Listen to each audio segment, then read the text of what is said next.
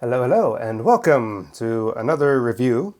This one is going to be of The Legend of Vox Machina, available on Amazon Prime. You're probably wondering, what the heck is this? That's what I thought. That's why I went and looked at it.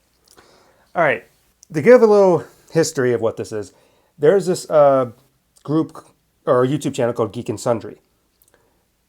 On that channel, there's this thing where they do or at least it's a spinoff of Geek and Sundry called Critical Role, and it's a Dungeons and Dragons, them basically doing campaigns of Dungeons and Dragons. And I guess one of their more famous ones they did was Vox Machina, and that's what this is.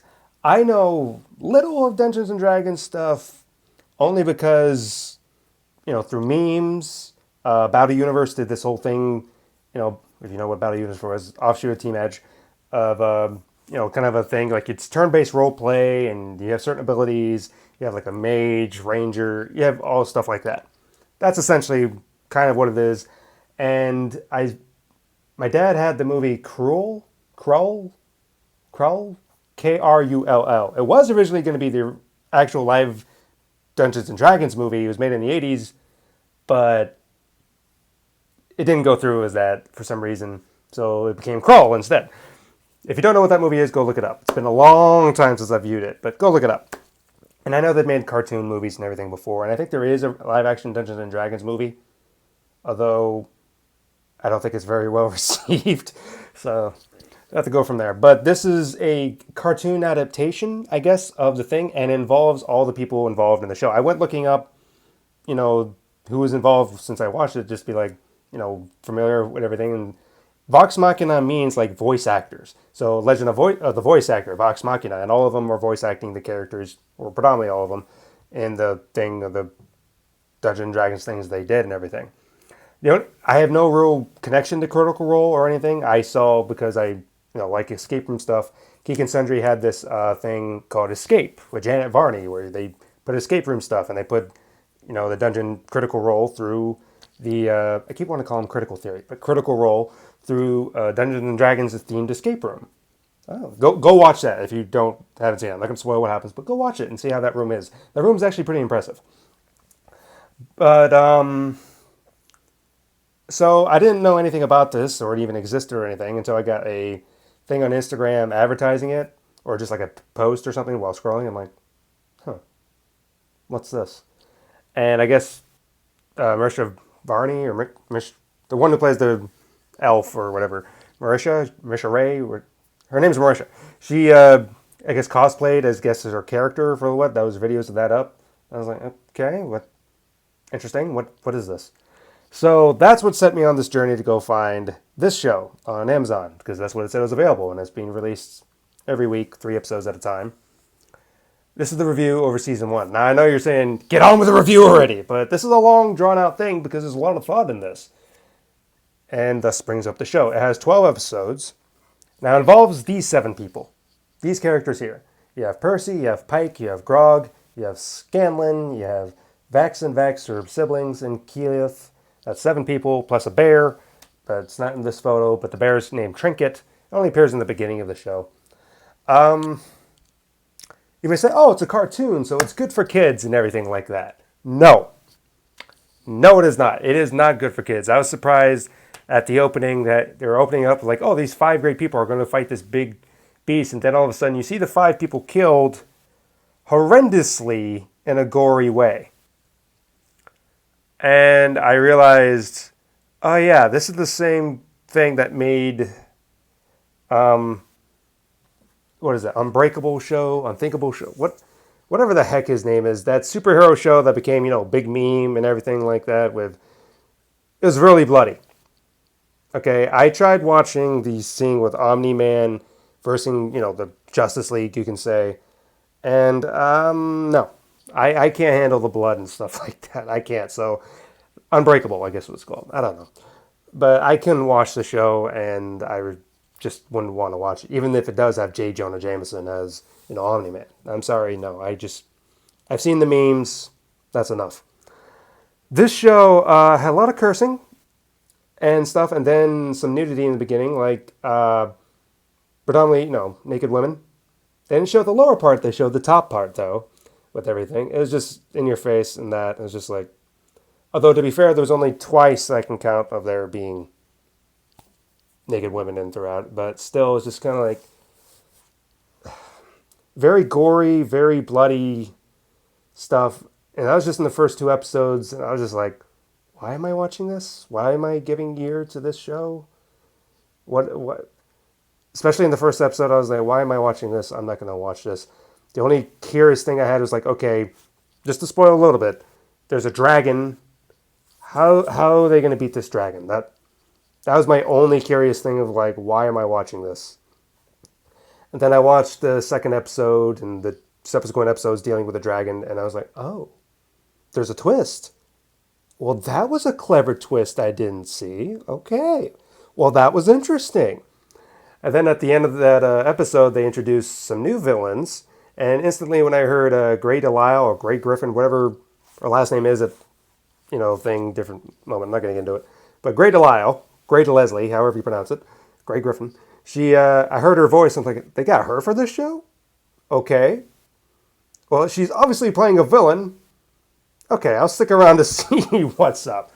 And I must admit, getting past the beginning, and then when you get into the new villains, the Briarwoods, which seemingly, I guess, was an actual part of the Critical Role, their whole thing during their campaign and stuff, it was actually good.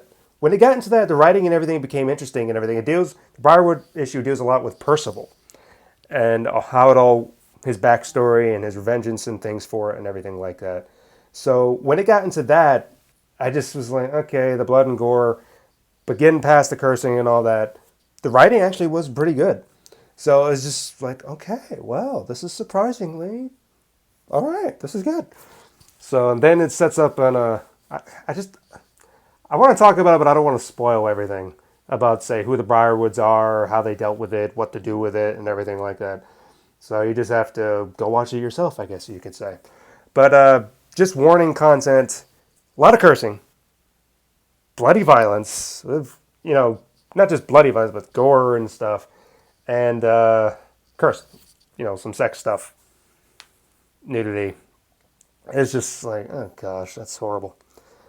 But writing-wise, it was actually quite interesting in how everything worked and seeing how different things were. They had a lot of different voice actors and different things like that.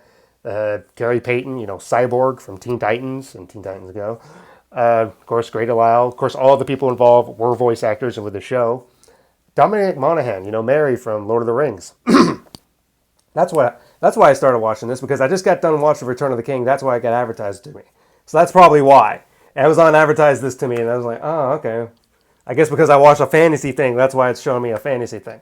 Okay, now it makes sense. That's why, because Dominic Monaghan is involved in both. Okay, Dominic Monaghan plays somebody you meet later on. So it's just kind of interesting in how all that plays out. And I will say, once it hits the Briarwood things, you start seeing what's going on with them, it becomes very interesting.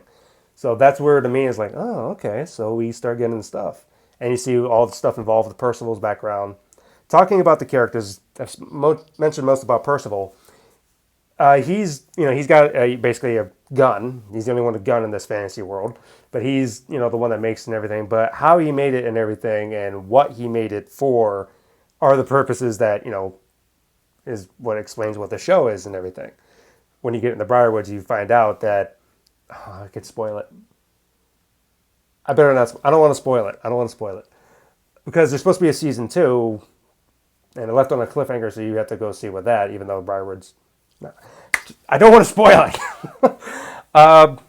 But Percy, he's very intellectual and everything like that.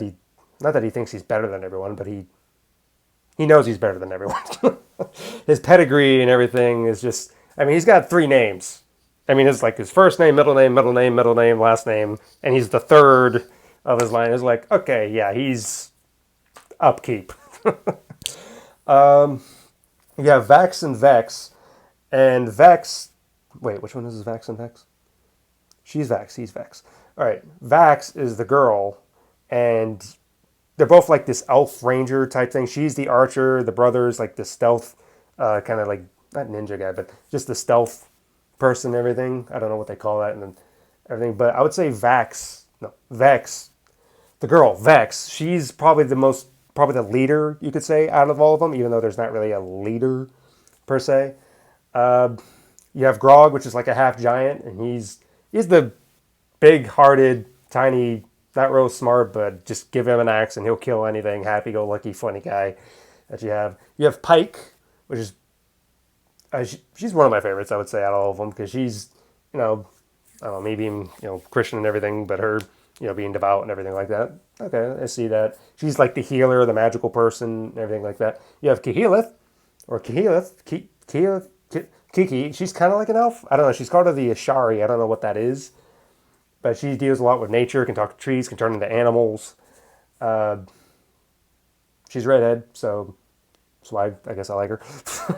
And then you have Scanlon, who I know what that is a bard. He's like a dwarf bard. Yeah, anytime you think about naked women, that guy.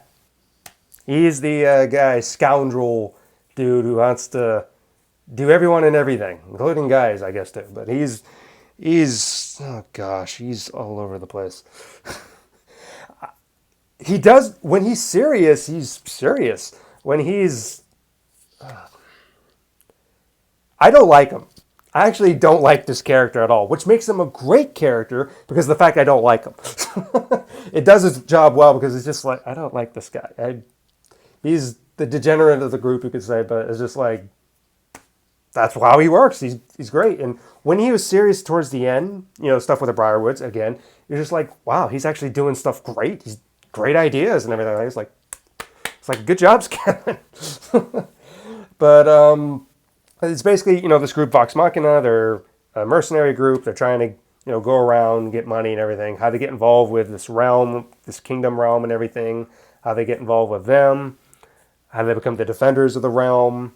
And how they get involved with the whole Briarwood situation. It all intertwines, and that's what this story's about. There's supposed to be a season 2. Would I go watch season 2 whenever it comes out? Yeah, sure. I'll watch it because I'm curious, well, what's going to happen next? Because, okay, you dealt with this thing, even though not everything is necessarily dealt with, if you know what, in a way, you got left behind this one big thing, even though I still think there could be some other things, like this person that was left behind to, say, rule over a certain area. Could there be any lasting effects of something? Could this person actually be a villain later on? And just, I really want to talk spoilers. I do. I want to talk spoilers. But I don't want to ruin it for anyone else who hasn't watched it yet or anything. Just be wary of the language, the gore, and stuff like that. But other than that, I'd say for an adult, yes, the show is watchable. Keep children away from it. Not everything made animation is a children's show, just so you know. But have you seen the show? Tell me what you think about it and everything. And just tell me what you think. All right, thank you for watching. And if you want to go watch it, it's available on Amazon Prime. All the episodes are out now. They've been released. The whole season 1's out, so you can watch it in one setting in one day if you want. All right, so thank you for watching, and goodbye.